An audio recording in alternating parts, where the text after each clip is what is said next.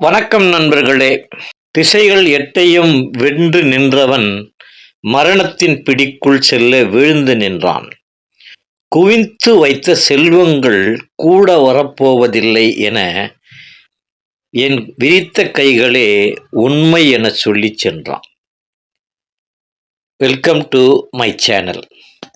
வாழ்க்கையில் நாம் பணம், புகழ், அதிகாரம், அங்கீகாரம் என எதையெல்லாமோ தேடி ஓடிக்கொண்டிருக்கிறோம். இந்த பந்தயத்தில் நாம் எதை நோக்கி போகிறோம் என்று நமக்கே தெரிவதில்லை. ஆனால் உலகையே தன் காலடியில் கொண்டு வந்த ஒரு மாவீரன் தன் வாழ்வின் இறுதி நொடியில் உலகிற்கு சொன்ன பாடம் இருக்கிறதே, அது இன்று வரை நம் அனைவரின் கண்களையும் திறக்கக்கூடிய ஒன்றாக இருக்கிறது. ஆம், இன்று நாம் பேசப்போவது யார் என்பதை நீங்கள் யூகித்திருப்பீர்கள். மாவீரன் அலெக்சாண்டர் பற்றி தான். அவனுடைய கடைசி 3 ஆசைகளை பற்றி தான் இப்பொழுது பேசப்போகிறோம். 32 வயது, ஒரு மனிதன் தன் வாழ்வின் உச்சத்தில் தொடும் வயது. அந்த வயதிலேயே பாதி உலகை தன் கைக்குள் வைத்திருந்த அலெக்சாண்டர் நோய்வாய்ப்பட்டு மரணப்படுக்கையில் கிடக்கிறார். அவர் வென்ற நாடுகள் ஏராளம். அவரிடமிருந்த செல்வம் கணக்கில் அடங்காதது. ஆனால் காலனிடமிருந்து சில நிமிடங்களை விலைக்கு வாங்கக்கூட அவரிடம் வழியில்லை. தன் இறுதி ஊர்வலம் எப்படி இருக்க வேண்டும் என்று அவர் 3 விசித்திரமான கட்டளைகளை இடுகிறார். அந்த கட்டளைகளை வெறும் ஆசைகள் அல்ல, அவை மனித குலத்திற்கு அவர் விட்டு சென்ற மிகச்சிறந்த பாடங்கள். அந்த 3 விசித்திரமான ஆசைகள் என்ன? முதல் ஆசை, அலெக்சாண்டரே சொல்கிறார், என் சவப்பெட்டியை எனக்கு சிகிச்சை அளித்த மருத்துவர்கள் மட்டுமே தூக்கிச் செல்ல வேண்டும். ஏன் தெரியுமா? எவ்வளவு பெரிய மருத்துவரால் சிகிச்சை அளித்தாலும் மரணம் என்று வந்துவிட்டால் எந்த ஒரு உயிரையும் யாராலும் காப்பாற்ற முடியாது என்பதை உலகம் உணர வேண்டும் என்பதற்காக.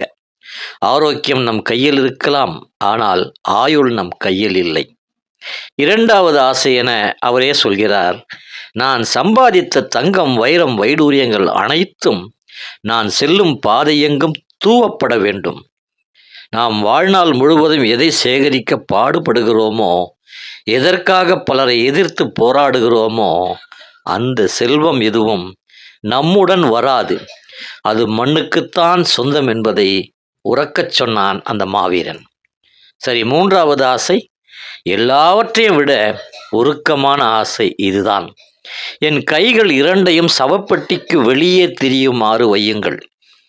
உலகையே வென்றவன், கோடி கோடியாய் சம்பாதித்தவன் இன்று போகும்போது வெறும் கையோடு தான் போகிறான் என்பதை பார்ப்பவர்கள் உணர வேண்டும் என்பதே அவருடைய ஆசை.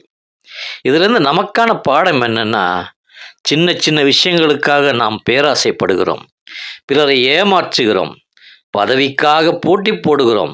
ஆனால் அலெக்சாண்டரின் இந்த வரிகள் நமக்கு சொல்வது ஒன்றே ஒன்றுதான், நேரத்தை மதியுங்கள். மரணம் எப்போது வரும் என்று யாருக்கும் தெரியாது.